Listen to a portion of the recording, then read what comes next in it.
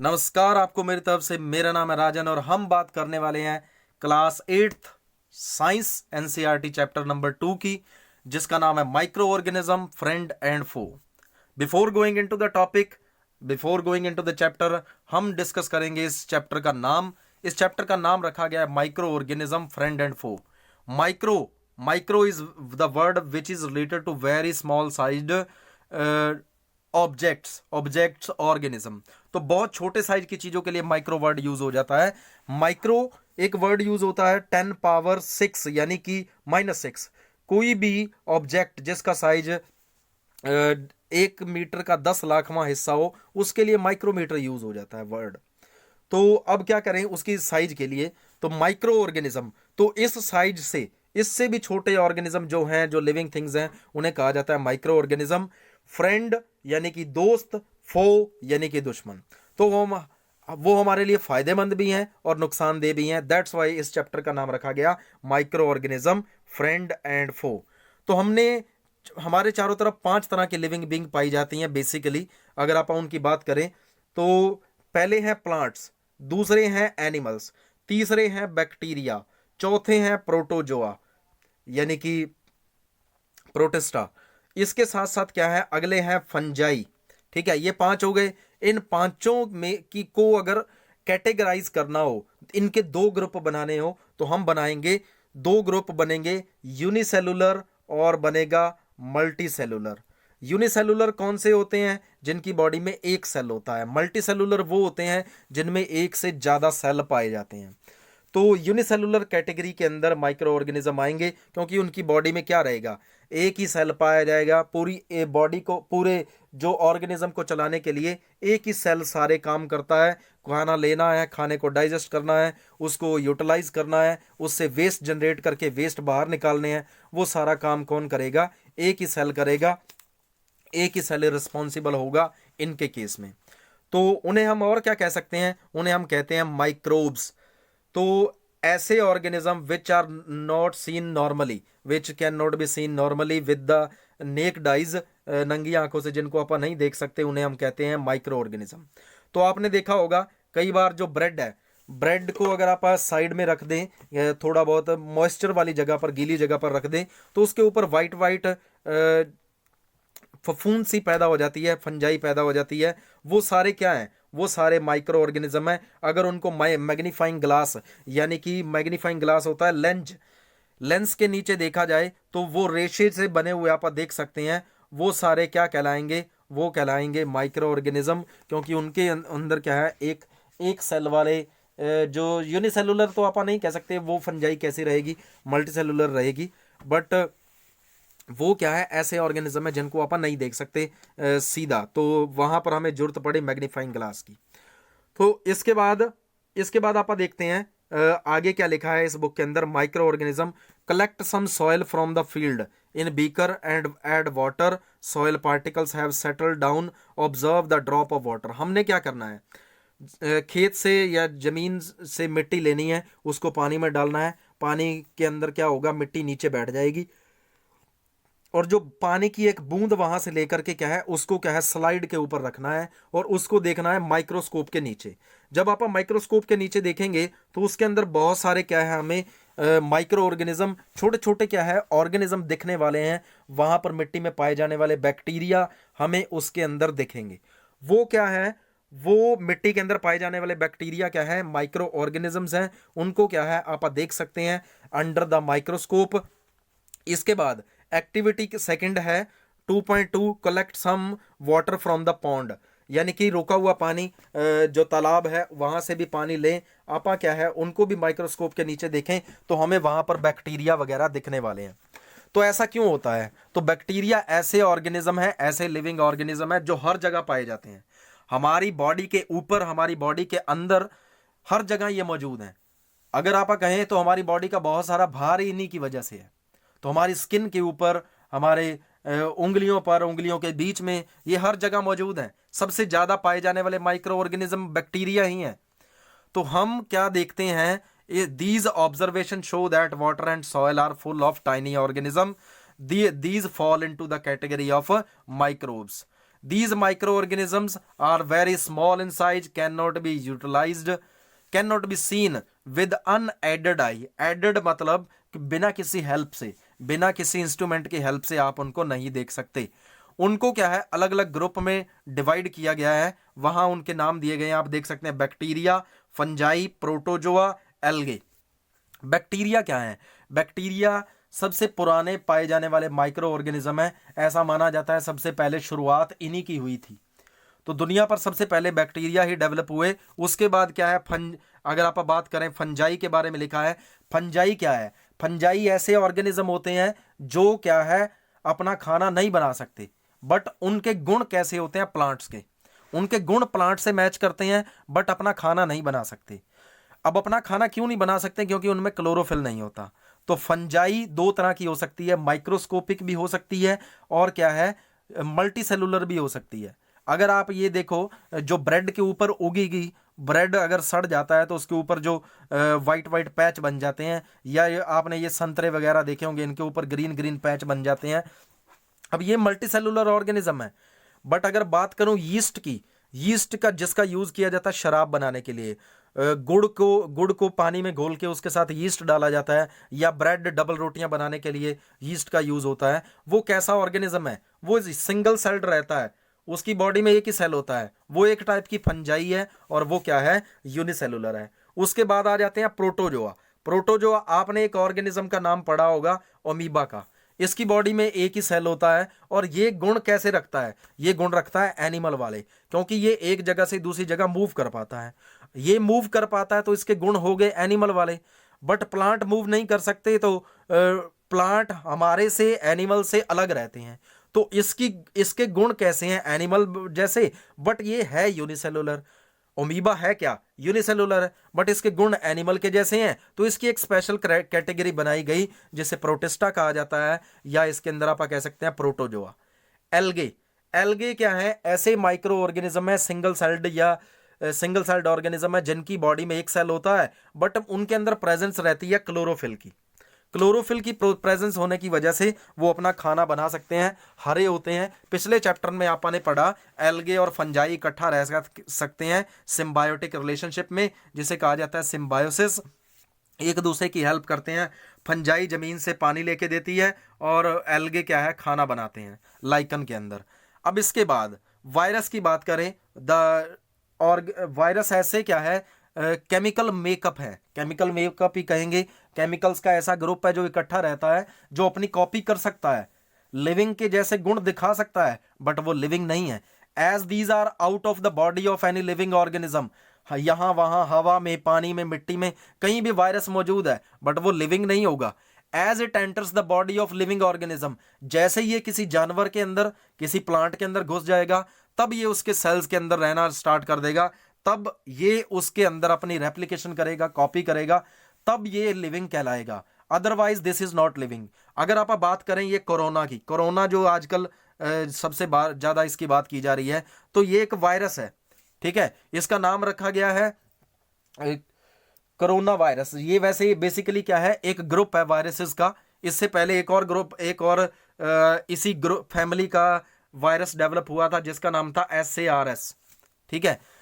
वैसे ये SARS का जो वायरस था वो कोरोना वायरस था। ये एक बीमारी है, सीवियर एक्यूट रेस्पिरेटरी सिंड्रोम, सांस से जुड़ी हुई बीमारी थी। ये एक 2000 के जो ईयर्स हैं उनके अंदर आई थी। तो उस दौरान भी बहुत सारे लोग मरे थे। अब ये कोरोना है, ये भी क्या है, एक हाईली क्या है, पावरफुल आप कह सकते हैं वायरस है, जिसका इलाज आज तक अभी तक नहीं ढूंढा जा चुका है। तो वायरस क्या करते हैं, जब तक वो बाहर हैं, जब तक वो बाहर हैं किसी लिविंग बॉडी के, तो वो कुछ भी नहीं करेंगे। जैसे ही वो एंट्री ले लेते हैं हमारी बॉडी के अंदर, लिविंग बॉडी के अंदर, तो वो डिसीजेज करना क्या है, स्टार्ट कर देते हैं। तो उनसे होने वाली बीमारियां कौन सी रहती हैं? Cold, influenza, cough, these are caused by the virus. तो अगर देखा जाए ये कोरोना है, ये क्या है, खांसी और जुकाम, इसके खांसी, बुखार, ये बीमारी है, बट इसका इलाज नहीं है। इलाज नहीं है क्योंकि इसको खत्म करने के लिए हमारी बॉडी काम करेगी, हमारी बॉडी इसके अगेंस्ट काम करेगी और इसको खत्म करेगी। इसके खिलाफ रिमेंबर सेल पैदा करेगी। रिमेंबर ऐसे सेल जो क्या है, इसकी पहचान कर लेंगे और इसको खत्म कर देंगे। और वो सारी उम्र तक हमारी बॉडी में रह जाते हैं। जो हमारी बॉडी में एंटीबॉडीज़ बन जाती हैं, हमारी बॉडी में क्या है, इस बीमारी के खिलाफ क्या है, एंटीबॉडीज़ बन जाएंगी और वो हमारी बॉडी के अंदर डेवलप हो जाएंगी और वो आगे दोबारा अगर किसी कारण वायरस आएगा तो उसको दोबारा वो ख़त्म कर सकेंगी। तो वायरस का कोई इलाज नहीं होता। वायरस का इलाज कौन करता है? केवल और केवल बॉडी खुद उसको रिपेयर करती है। That's why we do not categorise it as an organism. ये ना लिविंग है ना नॉन लिविंग है। इसके बाद कुछ बीमारियां हैं जो प्रोटोजोआ की वजह से होती हैं, जैसे डाइसेंट्री है, मलेरिया है, ये प्रोटोजोआ की वजह से होती हैं। डाइसेंट्री, बॉडी के अंदर पानी की कमी होने लग जाएगी। मलेरिया, आपको पता है मलेरिया के सिम्टम होते हैं, पहले इस 3 स्टेजेस होती हैं। पहले ठंड लगती है, फिर क्या है, बुखार आता है। पहले ठंड लगती है, फिर बुखार आता है, फिर तीसरा आता है पसीना। तो अगर किसी बंदे को ठंड लग रही है, फिर बुखार आया, फिर पसीना आया, तो ये 3 स्टेजेस है इस मलेरिया बीमारी की। तो मलेरिया किसकी वजह से होता है? प्लाज्मोडियम की वजह से, प्लाज्मोडियम। इसके बाद प्रोटोजोन की वजह से। इसके बाद टाइफाइड, ट्यूबरकुलोसिस, ये क्या है, ये बैक्टीरियल डिसीजेज हैं। इनके बारे में क्या है, आप पिछली क्लासेस के अंदर थोड़ा बहुत पढ़ चुके हैं। तो अब आप यहाँ पर देखें तो यहाँ पर कुछ डायग्राम दिए गए हैं अब यहाँ पर कुछ पिक्चर्स दी गई हैं बैक्टीरिया की। तो आप देख सकते हो बैक्टीरिया की पिक्चर्स एक ब्लू कलर से और एक पिंक से कलर से दिखाई गई हैं। बैक्टीरिया की वैसे बहुत सारी शेप होती हैं। अगर कोई बैक्टीरिया इस शेप का, सिलेंड्रिकल शेप का है, तो ये रॉड शेप्ड बैक्टीरिया कहलाएगा। ठीक है। तो इसके साथ साथ क्या है, इसके साथ वर्ड जुड़ेगा बैसिलस। ठीक है, बैसिलस वर्ड जुड़ जाएगा। अगर कोई बैक्टीरिया क्या है, रॉड शेप का है, तो नाम उनकी शेप के अकॉर्डिंग रखे जाते हैं। कुछ बैक्टीरिया की शेप कॉमा के जैसी होती हैं, इन्हें कहा जाता है विब्रियो। ठीक है। तो इसके साथ साथ कुछ क्या है, बैक्टीरिया स्पाइरल शेप के होते हैं, इस तरह। ठीक है, इन्हें कहा जाता है स्पाइरेला। और कुछ होते हैं बैक्टीरिया डॉट शेप के, ऐसे, उन्हें कहा जाता है कॉकस। ठीक है। तो मैं जस्ट आपको आइडिया दे रहा हूं इसकी तरह, इसकी बात अपन बाद में करेंगे। इसके बाद कुछ एल्गा के नाम दिए गए हैं, क्लाइडोमोनस। आप देख सकते हैं इसके अंदर ग्रीन पोर्शन दिखाया गया है, यानी कि इसके अंदर क्लोरोफिल की मात्रा मौजूद रहेगी।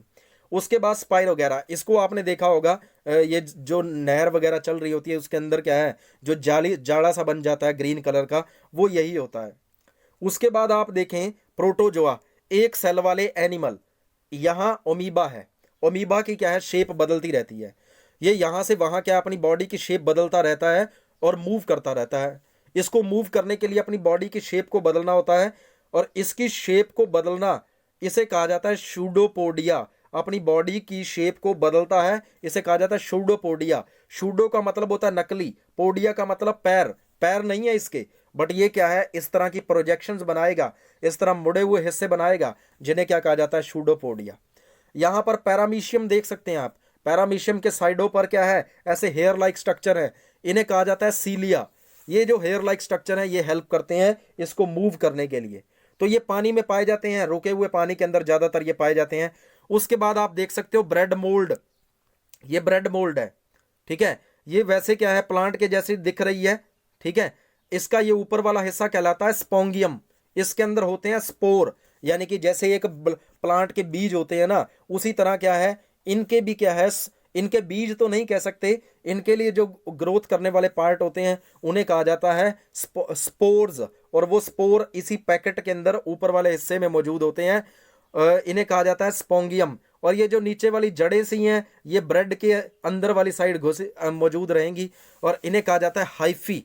और ये जो स्ट्रक्चर है फिलामेंट, इसे कहा जाएगा फिलामेंट। ऊपर स्पोंगियम, नीचे फिलामेंट, और यहाँ पर हाइफी, HYPHEE। इसके बाद है पेनिसिलियम। पेनिसिलियम क्या है, ये भी एक फंजाई है, इससे पहली एंटीबायोटिक बनाई गई। एंटीबायोटिक क्या होता है, एंटीबायोटिक ऐसे केमिकल सब्सटेंस हैं जो एक लिविंग बीइंग से लिए जाते हैं और दूसरे के खिलाफ काम करते हैं। तो आपने देखा होगा पैरासीटामोल, ये सुना होगा। ये क्या है, ये एक एंटीबायोटिक दवाई है जो एक लिविंग बीइंग से आएगी और दूसरे लिविंग बीइंग के खिलाफ काम करेगी। ठीक है, तो उन्हें कहा जाता है एंटी खिलाफ, बायोटिक मतलब लिविंग बीइंग के खिलाफ। तो इनका इलाज किया जाता है बैक्टीरिया से जुड़ी हुई बीमारियों को ठीक करने के लिए, एंटीबायोटिक्स का। तो यहाँ पर एक फंजाई दी गई है जिसका नाम है पेनिसिलियम।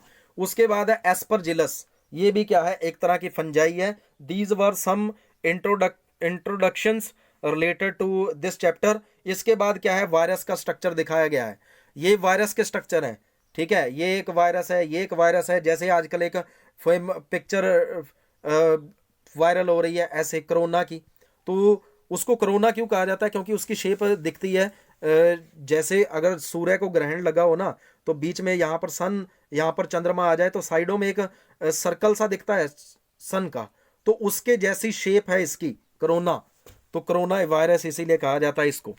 इसके बाद क्या है, अगर आप डिस्कस करें, where do micro organism live, micro organism कहाँ रहते हैं, वो हर जगह मौजूद हैं, हवा में, पानी में, मिट्टी में, हर जगह के एनवायरनमेंट में रहते हैं। ठंडी से ठंडी जगह पर रह सकते हैं, गर्म से गर्म जगह पर रह सकते हैं। हॉट स्प्रिंग, गर्म पानी के जो चश्मे हैं ना, जमीन से निकलने वाला गर्म पानी है, उसके अंदर भी कई बैक्टीरिया हैं, थर्मो एसिडोफाइल्स जिनका नाम है, वो पाए जाते हैं वहां पर। बहुत ज़्यादा ठंडी जगह पर भी बैक्टीरिया रह सकते हैं, बहुत ज़्यादा गर्म जगह पर भी रह सकते हैं। और कुछ बैक्टीरिया ऐसे हैं डेड सी, ये जहां नमक वाला पानी है ना, वहां पर भी पाए जा रहे हैं। तो बैक्टीरिया बहुत जगह पाए जाते हैं, तो हम कह सकते हैं माइक्रो ऑर्गेनिज्म लगभग हर जगह पाए जा रहे हैं। और वो हमारे लिए किस तरह इंपॉर्टेंट है वो देख लेते हैं आप, तो ज़्यादा डीपली नहीं जाएंगे। माइक्रो ऑर्गेनिज्म एंड अस, हमारी बॉडी, हमारी लाइफ में ये बहुत बड़ा रोल प्ले करते हैं। कुछ इसमें से बेनिफिशियल है, कुछ क्या है बीमारियां करते हैं। बेनिफिशियल कैसे, जो आप दही जमाते हैं दूध से, वो बैक्टीरिया की वजह से है। जो दवाइयां बनाई गई फंजाई की वजह से, वो क्या है, हमारे लिए फायदेमंद है। इसके अलावा शराब बनाई जाती है, किसका यूज होता है, यीस्ट का यूज होता है। ब्रेड बनाए जाते हैं, ये इसका यूज होता है, यीस्ट का। बहुत सारी क्या है जो सब आप कह सकते हैं डिशेज हैं, जिनमें क्या है ये फंजाई का रोल रहता है, बैक्टीरिया का रोल रहता है। इसके बाद अगर आप देखें इस चैप्टर के अंदर और क्या दिया गया है, इस चैप्टर में दिया गया है how micro organisms are useful to us, वो देख लेते हैं। Friendly micro organism are used for various purposes, have been used for production of alcohol, यानी कि शराब की प्रोडक्शन के लिए बहुत लंबे टाइम से इसका यूज हो रहा है। इसके साथ साथ ऑर्गेनिक वेस्ट जो होते हैं, घरों पर जो वेस्ट पैदा होते हैं, उनको क्या है हार्मलेस बनाने के लिए, किचन से आने वाला वेस्ट, जानवरों के वेस्ट, वो सारे एक जगह इकट्ठे कर दिए जाते हैं और वो किस में चेंज हो जाते हैं, मैन्योर के अंदर चेंज करके उनको खेतों में डाला जाता है सॉइल फर्टिलिटी को इंक्रीज करने के लिए। तो वो कौन करवाता है, micro organism. Making of curd and bread, ये भी कौन करता है, ये बैक्टीरिया करते हैं। अब यहां पर देखा जाए, लैक्टोबैसिलस एक ऐसा बैक्टीरिया जो दूध को दही में बदल देता है। ये दूध को दही में बदलने वाला बैक्टीरिया कैसा होगा, रॉड शेप्ड होगा। इसके पीछे लिखा है बैसिलस यानी कि रॉड शेप बैक्टीरिया। लैक्टोज एक शुगर है, एक शुगर होती है जो किसके अंदर, दूध के अंदर मौजूद होती है। दैट्स वाई इस बैक्टीरिया का नाम भी क्या रख दिया गया, लैक्टोबैसिलस। तो ये प्रमोट करता है किसको, कर्ड को। तो इट मल्टीप्लाइज इन मिल्क, ये मिल्क में क्या है अपनी कॉपी करता है। And converted this into the curd, इसको कन्वर्ट कर देता है किसमें, कर्ड में। बैक्टीरिया और किसमें यूज होते हैं, ये चीज बनाने में, ठीक है, यानी कि पनीर बनाने में, अचार बनाने में, और बहुत सारे चीजें जैसे बहुत सारी फूड आइटम्स हैं उनमें इनका यूज होता है। इडली एंड भटूरा, ये बनाने के लिए भी इसका यूज होता है। इसके बाद क्या है, अगर आप देखें, bacteria are useful for fermentation of rice, idlis and dosa बनाने के लिए, इडली बनाने के लिए इनका यूज होता है। तो यहां पर एक एक्टिविटी दी गई है, ये आप घर पर जरूर करें। कैसे, थोड़ा सा आटा चाहिए आपको, इसके साथ आपने गर्म पानी मिक्स करना है और इसके साथ ऐड कर दो यीस्ट पाउडर दुकान से मिल जाता है, किसी भी नॉर्मल शॉप से, करियाना की दुकान से मिल जाता है। तो आप इसको नीड करेंगे, आटा गूंद लेंगे। तो इसके बाद क्या है, इसका एक छोटा सा पेड़ा बनाएंगे, सॉफ्ट डो बनाएंगे। इसको क्या है रख देंगे आप किसके अंदर, एक बाउल के अंदर डाल के। तो 1-2 दिनों के बाद देखेंगे तो वो क्या है राइज कर जाएगा। राइज क्यों कर जाएगा, क्योंकि जो यीस्ट आपने इसके अंदर डाला है, जो शुगर मौजूद है, जो मैदे के अंदर, आटे के अंदर जो शुगर मौजूद है, उसको तोड़ा जाएगा। तोड़ेगा कौन, बैक्टीरिया तोड़ेगा। सॉरी यीस्ट तोड़ेगी। यीस्ट क्या पैदा करेगी? Carbon dioxide gas. जब कार्बन डाइऑक्साइड गैस उस पेड़े से, उस डॉ से बाहर निकलेगी तो वो क्या है, इसके साइज को इंक्रीज करती हुई जाएगी और इसी तरह क्या है, डबल रोटियां बनाई जाती हैं। तो यही क्या है, जब यीस्ट काम करता है तो वहां पर अल्कोहल पैदा होती है। अब ये डबल रोटियां जो होती हैं, जब पेड़े बना लिए उनको क्या है, उनमें जब वो फूल जाएंगे उनमें से माइक्रो ऑर्गेनिज्म क्या है, यीस्ट, जो कार्बन डाइऑक्साइड को बाहर निकाल देगा। तो थोड़ी बहुत जो अल्कोहल रह जाएगी उसको सुखा लिया जाएगा, उड़ा दिया जाएगा। कैसे? भट्टी के अंदर रख देंगे इन्हीं पेड़ों को, और जब उस गर्मी मिलती है तो वो सारा अल्कोहल उड़ जाता है। तो पीछे क्या है, डबल रोटी बच जाती है। तो अगर आप डबल रोटी को तोड़ के स्मेल करें तो वहां पर आपको समझ आएगा कि इसके अंदर यीस्ट ने काम किया है। तो एक ऐसी स्मेल सी पैदा हो जाती है जो क्या है, यीस्ट की वजह से पैदा होती है। यहां पर इसके बाद लिखा है commercial use of micro organism. Commercial, commercial is the word related to the money. तो इसका यूज क्या है, बहुत बड़े स्केल पर दारू, शराब पैदा करने के लिए होता है, वाइन पैदा करने के लिए होता है, एसिटिक एसिड यानी कि सिरका, सिरका पैदा करने के लिए इसका यूज होता है। तो पैसे कमाने के लिए भी क्या है, इन चीजों का यूज होता है। तो किसका यूज होगा, इसके लिए हम यूज करते हैं शुगर को। शुगर के साथ किसको मिक्स कर देते हैं, यीस्ट को। और यीस्ट मिक्स करेंगे तो यीस्ट क्या पैदा करता है, अल्कोहल। तो आप भी पैदा कर सकते हैं। कैसे? 500 ml क्या है, पानी लेना है, और 500 ml पानी को क्या करना है, उसके अंदर क्या कर दीजिए, 2-3 चम्मच शुगर डाल दीजिए। तो उसके बाद उसके अंदर क्या डाल दो, उसके अंदर डालेंगे आप यीस्ट पाउडर। जब आप यीस्ट पाउडर उसके अंदर डालोगे, पहले क्या करना है, पानी लेना है, पानी के अंदर शुगर डालनी है, उसके अंदर क्या डाल दो, यीस्ट। 4-5 घंटे के बाद आप उसको स्मेल करके देखोगे तो उसके अंदर से एक ऐसी स्मेल पैदा होगी जो शराब के अंदर पैदा होती है। अब उसको बाद में क्या है, साफ कर लिया जाता है बाय डिस्टिलेशन प्रोसेस। उबाल करके, उबालेंगे तो क्या है, उससे क्या निकलेगी, भाप। उस भाप को ठंडा करके क्या है, अल्कोहल प्राप्त कर ली जाती है। इस काम को डिस्कवर किया था किसने, लुइस पास्चर ने।